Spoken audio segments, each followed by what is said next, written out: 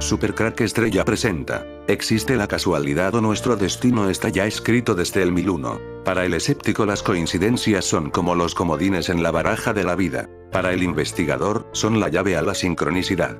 La teoría cuántica, el escarabajo de Jung, el sueño profético de Dickens, los oráculos de los indios Nazcapi, todos están conectados en sincronicidad. Al igual que los físicos buscan una teoría de campo unificada, Carl Jung y otros buscaban la sincronicidad, esto es, el principio unificador tras las coincidencias significativas, la conciencia individual y la totalidad del espacio y el tiempo. En este libro David Peat une ambas búsquedas en un intrigante viaje para mostrarnos la conexión entre la teoría cuántica y la sincronicidad, para abrir el camino hacia un nuevo entendimiento sobre el puente entre mente y materia, explorando la naturaleza de la energía, del tiempo, el azar, la causalidad y la coincidencia. El autor profundiza en las obras de Jung, Pauli, Prigogine, Bohm, Wheeler y otros. Lo que emerge es la evidencia de un orden oculto, de un universo creativo que se expresa a sí mismo en nuestras vidas individuales, combinando el pensamiento antiguo con la teoría moderna, lleno de fascinantes anécdotas históricas, con riguroso e incisivo análisis científico. Sincronicidad nos revela una nueva forma de entender nuestro universo y que tanto puede expander nuestro conocimiento, nuestras vidas como apuntar hacia la nueva ciencia del siglo XXI. La causalidad se define como una cadena de causa y efecto, esto sugiere una cadena, o serie de eslabones, en que cada uno está firmemente unido con sus dos vecinos para que la cadena entera pueda extenderse indefinidamente en ambas direcciones. De este modo, cada suceso en el universo está conectado causalmente con otro suceso que lo precede, y con otro que viene detrás de él. De hecho, según el reduccionismo científico, un fenómeno tan complejo como la conciencia se explica en términos de mecánica de un sistema biológico. El funcionamiento de potenciales de acción en las neuronas, el flujo de neurotransmisores y el crecimiento de redes nerviosas. Que ya todo está establecido y el tiempo no es más que el cerebro reconstruyendo recuerdos. Tenemos el destino marcado. Muchas veces se le adjudican al destino hechos que cambiaron por completo la vida de alguien, para bien o para mal. ¿Qué rol tienen las decisiones cotidianas? El destino está escrito, sí, pero no te olvides de un factor clave. Son muchos los que me han preguntado si el destino está escrito. La verdad es que si así fuese, ¿qué sentido tendría hacer algo, hacer un esfuerzo extra? ¿De qué serviría sacrificarse por algo o, simplemente, por qué no abandonar si todo está ya decidido previamente? 1. El destino está escrito en otro sentido. Lo que sí es cierto es que han habido momentos en mi vida en los que parecía que todo estaba guiado por una fuerza misteriosa del destino, serendipia. Como que algo tenía que suceder, a veces, incluso, situaciones poco deseadas, muy duras o casi dramáticas, pero cada una de ellas, con el tiempo, se convirtieron en verdaderos regalos en forma de lecciones de vida.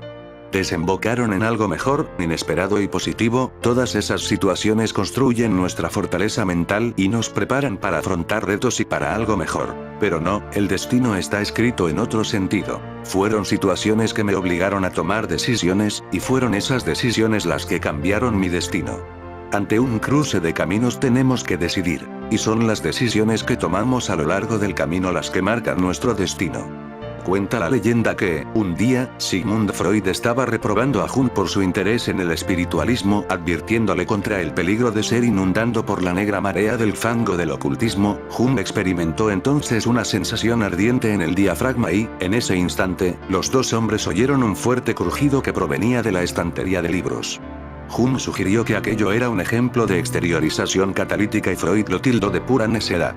Entonces Jung predijo que ocurriría un segundo suceso y, efectivamente, se oyó otro ruido, lo que desconcertó profundamente a Freud. Esta anécdota protagonizada por aquellos dos grandes amigos y rivales muestra el interés que fueron despertando las casualidades significativas en la obra de Jung, hasta concluir el concepto de sincronicidad que se diferencia de la casualidad y del sincronismo, entendido este último como la mera simultaneidad de dos sucesos. La sincronicidad, por su parte, tendría el sentido especial de una coincidencia temporal de dos o más sucesos relacionados entre sí de manera no causal, cuyo contenido significativo sea igual o similar.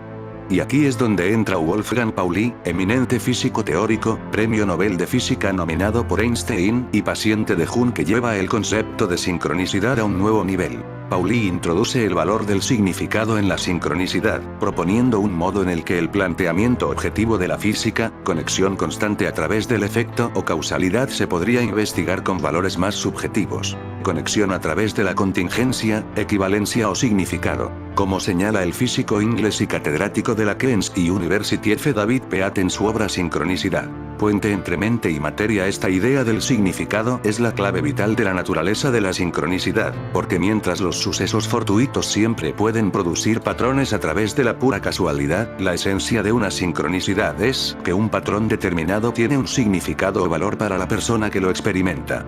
Para F. David Peat, la sincronicidad puede ser el eslabón perdido entre dos mundos que parecen definitivamente aislados entre sí. Por un lado, la inmediatez de la poesía, de la música, el arte o el misticismo, y, por otro, los descubrimientos y explicaciones objetivas de la ciencia. ¿Es la conciencia un epifenómeno de determinadas reacciones electroquímicas complejas? ¿Es la vida el producto de procesos moleculares fortuitos? ¿Es el universo un accidente o tiene un sentido profundo, integral? La sincronicidad sería la llave que abre una puerta a lo desconocido, una ventana que ofrece ver más allá de nuestros conceptos convencionales del tiempo y la causalidad, un puente que conecta los mundos de la mente y la materia, de la física y de la psique. A menudo sentimos esa extraña sensación donde la casualidad, lo inesperado, va poniendo marcas en nuestro camino, obligándonos a encauzar la vida en una dirección u otra. Hay quien dice que lo que guía nuestra vida es el destino. El destino es una fuerza que está por encima de nosotros y que nos empuja hacia una sucesión inevitable de acontecimientos, de circunstancias de las que no podemos escapar. Algo así va mucho más allá de una simple sincronicidad. Supone llegar a pensar que nada ocurre por azar, sino que estamos determinados. ¿Qué implica para las personas pensar algo así?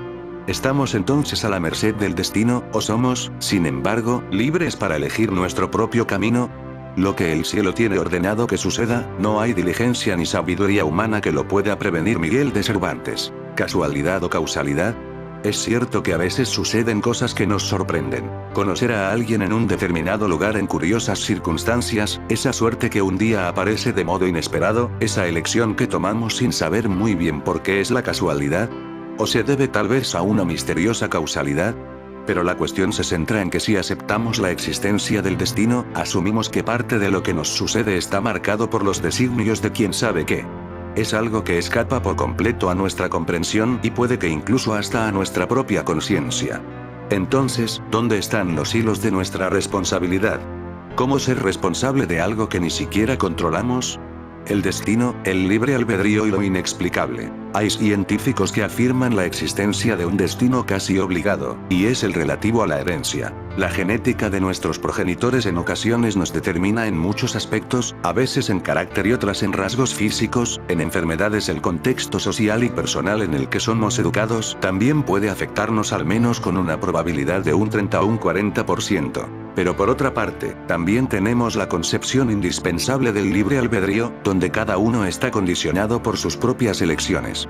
Lo está por su propia historia personal y también por su vida en una sociedad que le permite inclinarse por una determinada senda u otra, reconociendo sus errores, confiando en uno mismo y asumiendo nuevos retos. El destino es el que baraja las cartas, pero nosotros somos los que jugamos. William Shakespeare. Cierto es que nuestras vidas a veces son un caos de casualidades y hechos ilógicos, pero el llevar las riendas de nuestro propio destino, ser dueños de nuestro timón, nos va a permitir ser más responsables. No hay tema que genere más debate en el ser humano que saber qué nos depara el mañana, realmente conocer si el destino está escrito, y si lo que nos sucede ya es algo inevitable. Incluso en nuestros genes existe prueba de nuestro destino. La ciencia nos muestra si somos o no propensos a alguna enfermedad genética. Entonces, ¿por qué no creer que el destino de cada uno está escrito? El tiempo avanza, inexorablemente, hacia adelante. La vida avanza como si fuera una película, en la que pasan todos los fotogramas ordenados y solo puedes llegar al último empezando por el primero. Sin embargo, según Stephen Hawking, es la observación del presente la que crea el pasado. Por eso, según este grupo de historiadores, actualmente no estaríamos viviendo en el siglo XXI, sino en el XVIII, concretamente en 1724. El tiempo que se habría añadido artificialmente estaría comprendido entre los años 600 y 900 de nuestra era, lo que significaría que personajes de la talla de Carlomagno no habrían existido y se habrían inventado con propósitos más o menos desconocidos. De esa manera, se explicarían esos 3 días de desfase entre ambos calendarios. Tal y como publica If Science, Herbert Illich fue el primero en presentar esta teoría en el año 1991, pero el Dr. Hans Ulrich Niemitz la amplió en 1995. Según estos historiadores alemanes, hay pruebas de esta hipótesis del tiempo fantasma como la desaparición y reaparición del pueblo judío entre 711 y 1096, la ausencia de registros sobre grandes cuestiones de la época como la expansión del Islam por Oriente Medio o la falta de progreso en Occidente. El tiempo que se habría añadido estaría comprendido entre los años 600 y 900. De hecho, Niemitz explica que incluso en la arquitectura se encuentran pruebas. La capilla de Aquisgrán, fechada en el año 800, parece haber llegado aproximadamente 200 años antes. La forma de construir un arco que se muestra en esta capilla no tiene antecesor. Según el historiador alemán, otros edificios de diseño similar no aparecieron hasta el año 1049, por lo que sería una prueba de que aquellos años no existieron realmente. Pero, ¿quién borraría 300 años de historia de un plumazo? Según Niemitz, fue el emperador Otto III quien se alió con Silvestre II, el papa de la época. Se dice que Silvestre II hizo un pacto con Satanás, quien a su vez le puso como guardiana a un súcubo o demonio femenino. Este demonio se enamoró tan profundamente de sus conocimientos que renunció a la inmortalidad y se hizo mujer y vivió en concubinato con el pontífice. Tras la muerte de Gregorio V, el 18 de febrero de 999, Gerberto de Aurillac fue nombrado papa y consagrado el 2 de abril con el nombre de Silvestre II, como homenaje a Silvestre I, papa en tiempos del emperador Constantino I, quien consolidó la práctica del cristianismo en el Imperio Romano.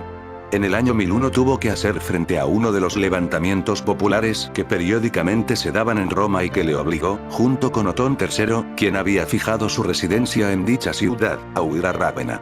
En 3 ocasiones intentó el emperador restaurar el orden en Roma, fracasando en las 2 primeras y muriendo el 24 de enero de 1002, en el curso de la tercera. A Silvestre II la nobleza romana le permitió regresar a Roma, donde falleció el 12 de mayo de 1003. ¿Pero qué ocurrió ese año del 1001 para que se cambiara el tiempo? Pues algo que ya he contado en muchos vídeos, ese fue el año del Festival de la Bestia del año 1001. Al misterioso papa del año 1000 se le atribuye una serie de inventos: astrolabios, relojes de agua, abacos, entre otros. Se le acusó de tener un pacto con el diablo y de inspirarse en obras de autores herejes. Se sostiene que este sabio medieval era un esotérico que buscó en conocimientos arcanos como el sufismo, la astrología, etc. El Festival de la Bestia se celebra cada 28 años y tiene un año de duración. El último festival fue en Noruega en el año 2009. Echa las cuentas hacia atrás y tendrás todos los festivales de la bestia. En los festivales de la bestia se decide el futuro de la humanidad para los próximos 28 años por la élite satánica, y el mismo Satanás se presenta el último día del festival, que suele ser cada 9 de diciembre. En ese día se resucita a una persona elegida entre los satanistas que muriera ese mismo año. Es la traca final del festival. El resucitado pasará a la otra dimensión y volverá al Festival de la Tierra cada 28 años. Gerberto de Aurillac fue el papa del año 1000, conocedor de las tradiciones de los druidas, fue un enamorado de la cultura árabe, las matemáticas, la astronomía y la filosofía. Como era un adelantado a su tiempo, fue acusado de pactar con el diablo. Corre el rumor de que su tumba suda cuando va a morir un papa.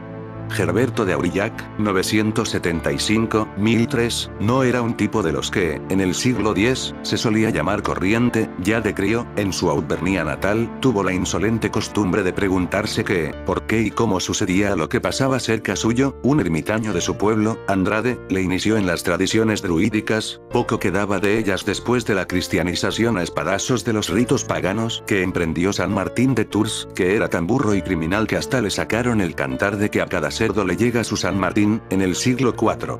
La magia celta tenía más de ciencia y filosofía de lo que parecía, pero también de adentrarse en la senda de la heterodoxia. Con 12 años, unos frailes de Aurillac iniciaron a Gerberto en la ortodoxia, pero pronto se les acabó el que enseñarle y el niño tuvo que marchar a Reims y a Barcelona.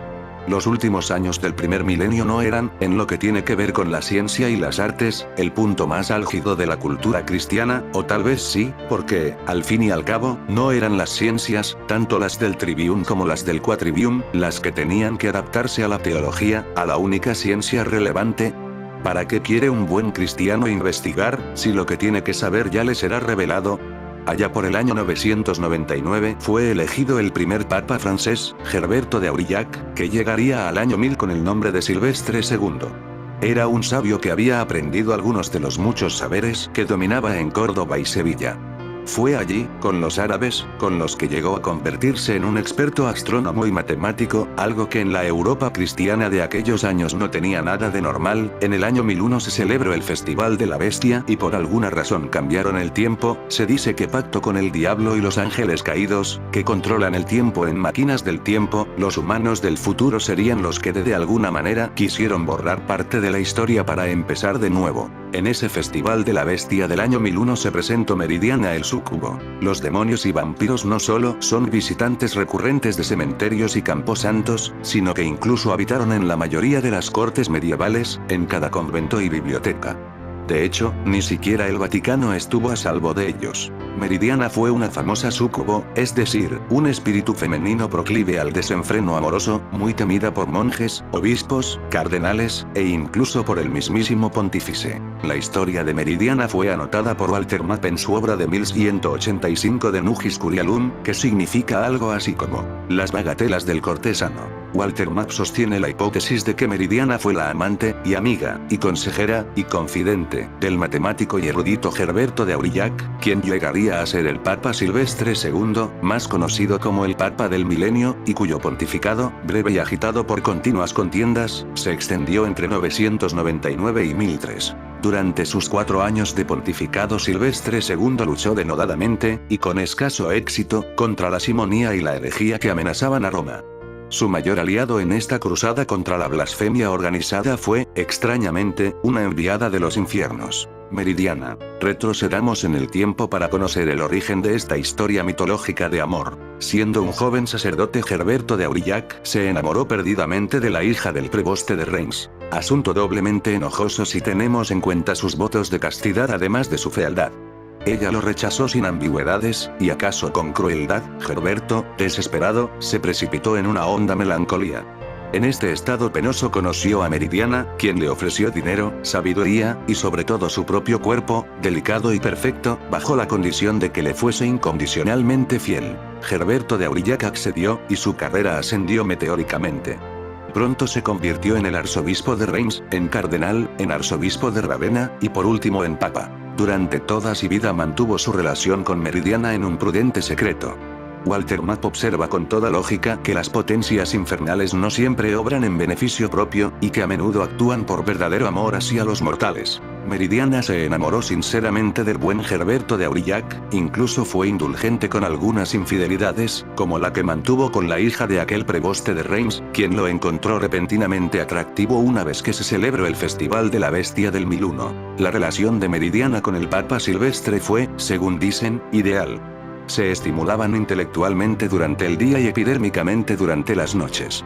Para mayores beneficios, la presencia sobrenatural de un agente diabólico, sostienen los demonólogos, redobla el vigor de los hombres de fe. Cierto día, antes de viajar a Oriente, Meridiana fue arrebatada por una visión sobrecogedora, por la cual profetizó el final de su amante. Moriría al dar misa en Jerusalén. Consciente de que su final se avecinaba, el Papa Silvestre realizó una confesión pública, se arrepintió de sus pecados y partió rápidamente hacia Jerusalén, donde murió justo al concluir la misa. Su cuerpo fue trasladado a Roma en medio de grandes lamentos y cortejos fúnebres.